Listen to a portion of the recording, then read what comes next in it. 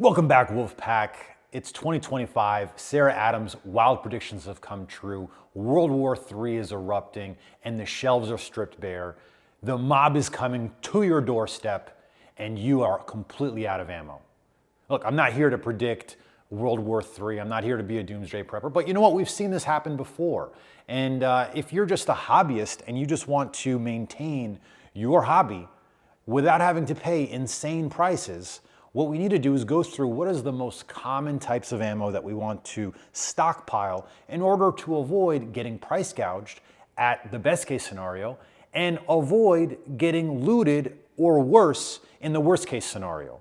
And so what we want to do is go through what are the 5 types of ammo you should be thinking about and stockpiling as we lead into the madness and craziness of 2025, as if we haven't had already an insane 5 years. Now, stick around at the end of the video. We're going to walk you through how you're going to be able to get your own brand new Esee, my absolute favorite survival knife. What an absolute chunker. I mean, this thing is phenomenal. It is got almost a 1/4 inch of steel. You can baton with it. You can feather stick with it. That finger choil absolutely locks in, but then it still feels like a substantial enough knife. We're going to give one of these away, so stick around at the end of the video. We're going to walk you through how to win one of those. But what you're here for today is the 5 types of ammo that you should be stockpiling. And I'm curious, we're also going to be going at the end, we're going to walk through the actual types of ammo, and we're going to walk you through actually how much you should be stockpiling for each round. How many rounds, and it's going to be a lot more than you think, but how many rounds should you be stockpiling at the end of the video? We're going to go through that. And why don't you leave a comment below letting me know how much you think you should be stockpiling, let's say for 1 year or for the long term. And let's see how close you are on target to what I have said. So what do you think is number 1? For me, number 1, it is without a question, 9mm. 9mm is the number 1 ammo to stockpile before World War III as we lead into 2025. Why?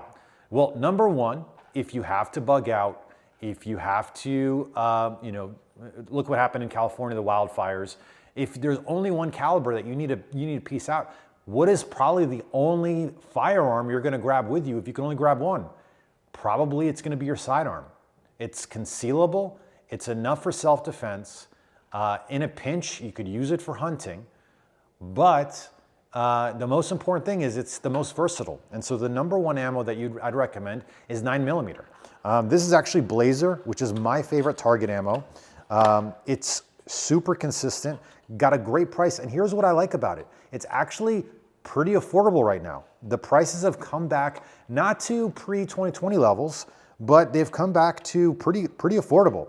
And honestly, before stuff pops off, 9mm is a perfect ammo to stockpile for right now, because it's, you're going to be able to stockpile for it, you'll be able to train for it, you'll be able to maintain your service pistol, you'll be able to maintain your training. And so 9mm is the first ammo I'm going to stockpile. And I'm not just going to stockpile the target ammunition, but I'm also going to be stockpiling the defensive ammunition. Critical defense, I know it's super popular. I am actually not a fan of critical defense, believe it or not. I have tried multiple times, critical defense, critical duty. Here's the problem that I have with it. Look, I'm as guilty as everyone. My gun is not always as clean as it could be.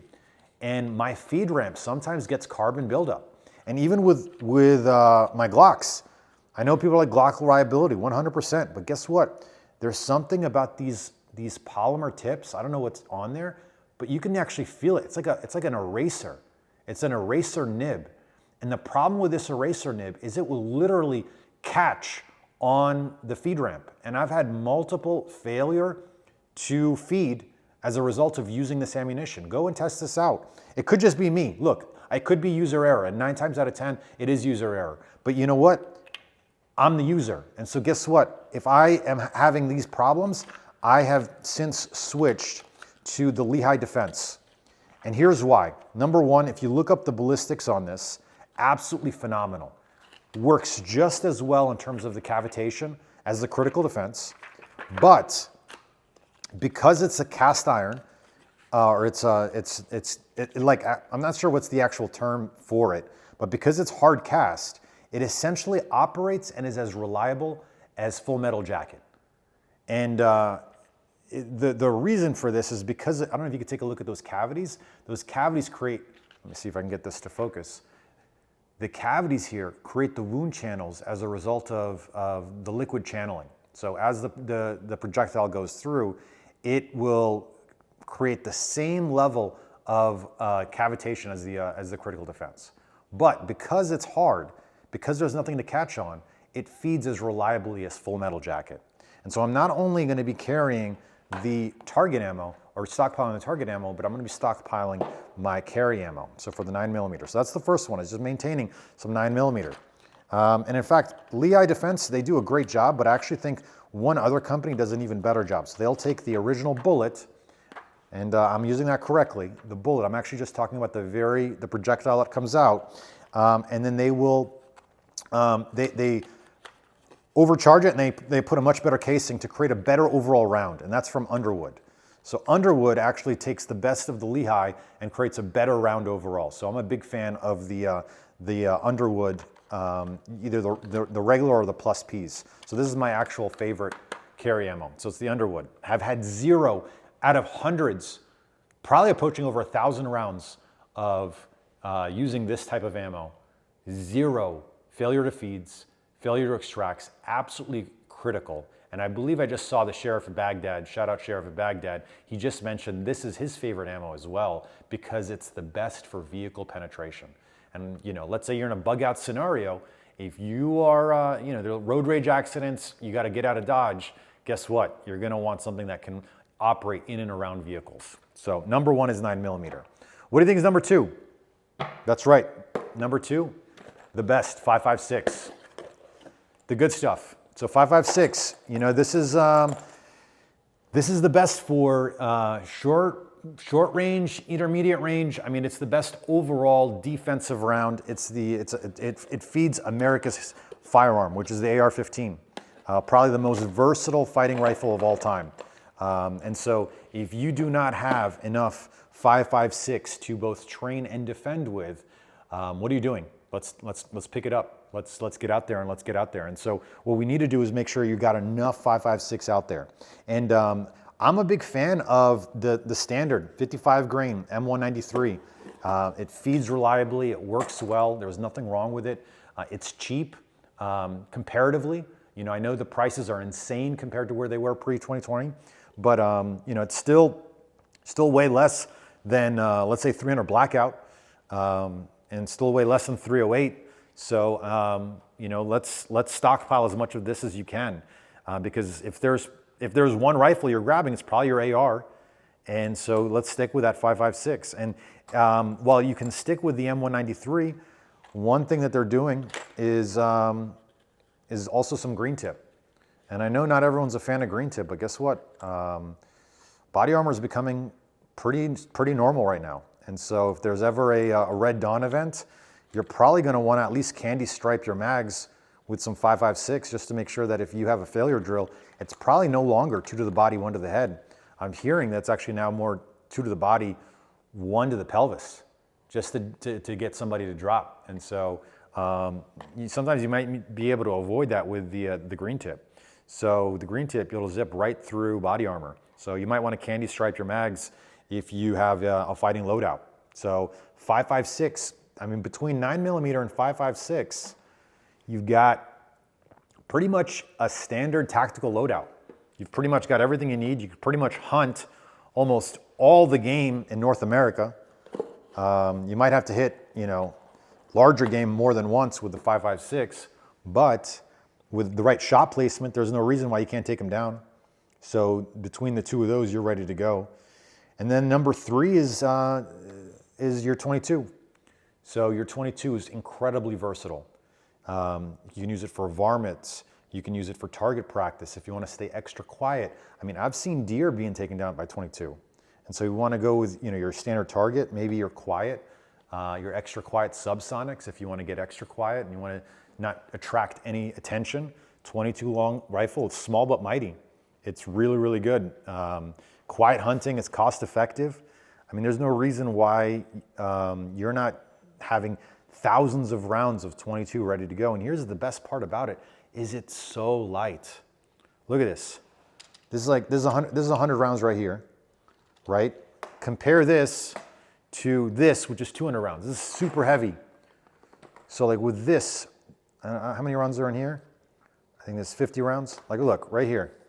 You've got basically the same amount of rounds here versus here. And so if you did want to just bug out and you're like, you know what, I can't carry a full rifle, but you could probably bring your 22 LR, maybe you bring your Henry, your breakdown rifle. And so now you're ready to go between that. So this allows you to carry a few hundred, if not a few thousand rounds in a much lighter and a much smaller capacity. And so if you did need to ditch your AR-15 in a bug out capacity, you could just drop down to the 22 and still have hunting capability, some light self-defense capability, some plinking capability, some target capability. There's just so much versatility with that. And with 22, I mean, there's shot shells, there's subsonics or supersonics, 22 LR. I mean, honestly, with those three, you've got all your basic food groups covered. You've got your hunting, your self-defense, your plinking, your target, your ammo practice. Even for brand new shooters, if you want to introduce them to shooting, the best way to do that is with a 22. So how are we doing so far? What do you guys think? Do you guys think this is the first three basic food groups? What would you pick? Drop that down in the comments. And then once again, let's actually go through how you can win the Esee-4. All you really have to do is subscribe and leave a comment on this video or any one of my videos. And once we hit 10,000 subscribers, we're going to give away this Esee-4. By the way, we're shooting this in one take. How am I doing? I'm leaving in all of my mistakes and what's up. I really appreciate you sticking around to the end of the video. The faster this video goes viral, and any of my videos go viral, the faster we can hit 10,000 subscribers, and I will be sure to give this out, plus my bug out bag, which is over $500 worth of goodies to one lucky subscriber. What's next? The number 4 ammo that I think you should stockpile is buckshot. Buckshot is probably in my opinion, the most versatile hunting round in North America. Here's why. Number 1, it'll take down almost any large game. You could take down obviously bucks, which is what it's named after. Number 2, you could, if you wanted to, turn this into a cut shell. So for those that don't know what a cut shell is, you literally will cut a strip all the way around, and when this thing shoots, the actual wad will stay, all the shells will stay in the wad, and it will send it like a slug.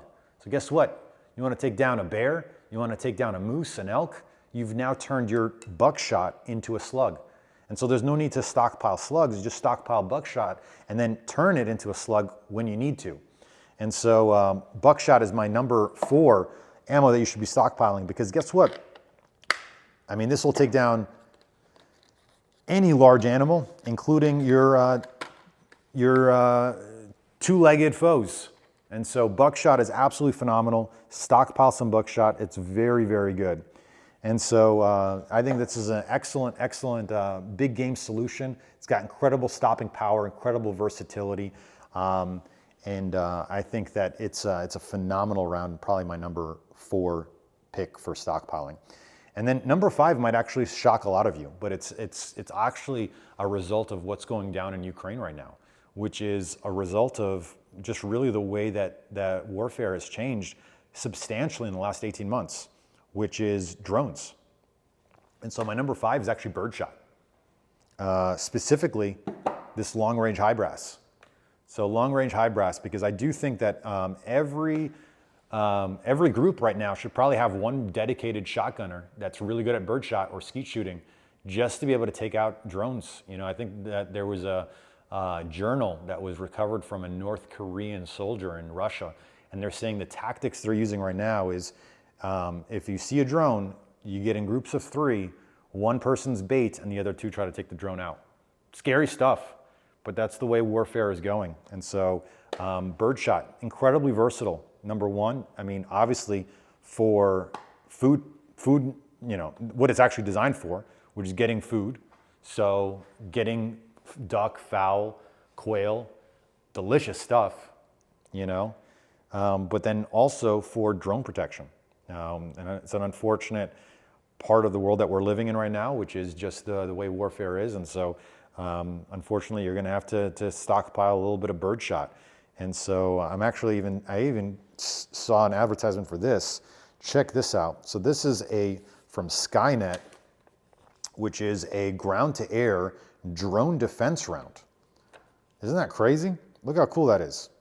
So what it is, it's basically, this is maybe one of the coolest rounds I've seen. So basically like these 5 tungsten rods inside, and it's attached by steel cabling. So when this thing comes out, I don't know if you can see the cabling at the bottom. When this thing comes out, this splits open and it basically turns into a helicopter that snags the drones. Pretty cool stuff. I mean, it's crazy how innovative companies are becoming as a result of just the way warfare is changing. So, you know, this table feels like it's got a pretty good mix of protecting you both in terms of personal defense, self-defense, as well as potential World War III defense. So you've got all of your basic food groups covered here. So that's basically my recommendation, the 5 types of ammo you should stockpile before World War III, which is your 9mm, your 5.56, your 22, your buckshot, and your birdshot. What did I leave out? I mean, I know some people could say, you know, your 308s. Some people could probably end up saying your 300 blackouts. What are your recommendations? How would you change this list? If there was only 5 types of ammo that you would stockpile, which one would you pick? And then obviously, you know, some of these ammos may mean nothing if you don't have magazines. If you don't have the magazines, in order to use them, you've basically turned these into muzzle loaders. You know, you're loading these things in one at a time. And so make sure that you're stockpiling the ammo and your magazines accordingly. And magazines are super cheap right now. And in fact, my favorite, there's this MTM crate. Let's see if we can bring this over. This MTM crate, it's a little messy right now, but it's basically a mix between pistol and magazines. And so if you could just have one MTM crate full of loaded pistol mags and loaded AR mags, you've got everything you need ready to go. And so if you stuck around this long, I want to walk through how much of each rounds you should stockpile. So I appreciate you sticking around to the end of the video. Here's how much I think that you should be stockpiling for each of these rounds. And so when I'm thinking about this, when we start with the 9mm, so for the bare minimum, so let's say, you know, I mean, if you have a surge and things are bare, what's the bare minimum? So for me, the bare minimum is at least 1 year worth of ammo. And my methodology is, hey, you're probably going to the range maybe once a month. Maybe you're just practicing with 2 boxes, so about 100 rounds just to stay sharp and make sure that your red dot is zeroed, that everything's working properly. And so for 1 year, you're probably gonna need, for 100 rounds per month, 1,200 rounds for regular training, general use. So 1,200 rounds of training ammo, and then probably 150 rounds of defensive. So just enough to, you know, cycle through and make sure that nothing's getting too stale, but then also making sure you've got enough defensive 9mm. So between 1,200 and 150, that's the bare minimum that I think everyone should have. Now, a full stockpile, which I think will cover probably closer to 2 to 3 years, if, you know, things really pop off, that's gonna, you know, end up tripling, maybe quadrupling those numbers. And so you're looking at maybe 7,000 rounds for 9mm. Let's call it a cool 9,000, and then maybe 650 to 1,000 of this. So you're looking at 10,000 rounds of 9mm as your full stockpile. Now that's a lot for most. It's super expensive. So let's just get to 1,000. You can get 1,000 rounds. I think that's a good start for most people. Then in terms of 5.56, honestly, I'm probably going to go with the same. 5.56, we're probably going to do the same basic loadout, you know, 100 rounds per month for training. And so I'm looking at probably closer to, you know, 1,000 to 2,000 rounds of stockpile for 1 year. And then a full combat, full combat load. So we're looking at maybe closer to 300 to 500 rounds of defensive round if you end up carrying 77 grain. That's a little too rich for my blood, but that's probably where I'm at. Excuse me. Throat's getting a little dry. We're shooting about 20 minutes straight right now. Let me just get a quick sip of coffee real quick. All right, appreciate that. So yeah, I mean, we're probably going to be looking at a similar loadout to the 9 millimeter. And then we're probably going to end up also sticking to that 10,000 round count for a full loadout. And so those are some good long-term goals. So 10,000 of 9 millimeter, 10,000 of 5.56. For your 22, because it's so cheap, at least 2,000 rounds for the 1 year, and then 10,000 rounds for the full stockpile. And then in regards to the buckshot, so for me, the buckshot, it's a little more expensive, so probably don't need too much of that. I'm probably not gonna be using a lot, so probably maybe just 100 rounds of buckshot, and then maybe 100 rounds of birdshot, maybe more if you're gonna do a lot of hunting of either of those. And then for a full stockpile, we're probably gonna, maybe triple or quadruple those numbers again, similar methodology, so probably closer to like 500 rounds of birdshot, and then maybe 400 to 500 rounds of buckshot. What do y'all think? Does that sound like in line with what you would stockpile, or what are your goals? I'm always curious what everyone's goals are in terms of their ammo stockpile. To me, I think ammo, kind of like beans and bullets. If you don't have like 6 months of cash and at least 6 months to a year worth of ammo, I mean, you're going to be stuck. You're going to be the one sitting in line or at 5 a.m. at Walmart waiting for the next delivery, and you're going to end up overpaying for it. And so you can hopefully end up avoiding those long lines, and as a result, be ready for anything. And so to me, this isn't about paranoia. It's about peace of mind. I've only been in this game for, now 10, 15 years, and I've already seen several ammo runs. And so if I'm trying to avoid overpaying for ammo, it stands to reason you should stockpile. And so, it's ensuring you're ready for anything, just from training days to unexpected crises. And so once again, hey, y'all, if you all found this video helpful, don't forget to like, subscribe, hit that bell for more strategies. Stay sharp, stay safe, stay ready. Until next time, Wolfpack, I'll see you in the next video. Cheers, y'all.